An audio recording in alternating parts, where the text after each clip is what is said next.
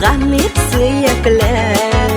Gözleri altından bulsa da yazları kadirli ömrüne. Sen benim tabışam, sen benim yazmaşam, sen benim altınım sürülmez yıldızım. Sen benim ilhamım, sen dertli jırlarım, sen duymaz nazlarım, sataşkan yazlarım.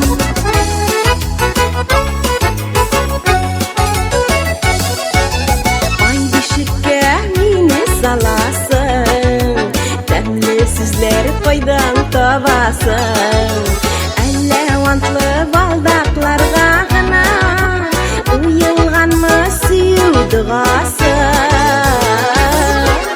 Сен менің табышам, сен менің язмашым, сен менің алтыным сүрілмес йылдызым. Сен менің илхамым, сен дәртлі жырларым, сен туймас назларым, саташқан yazlarım.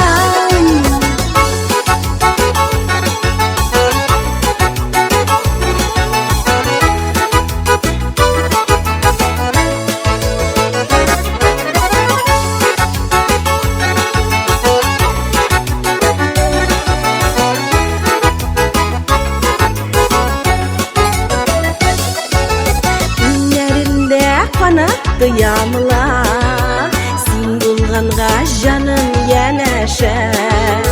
Араға җилләрдә кертмичә, насыйп булсын тигез яшәргә. Син минем табышам, син минем язмашым, син минем алтыным сүрелмәс йылдызым. Син минем илһамым, син дәртле җырларым, син туймас назларым, саташкан yazlarım.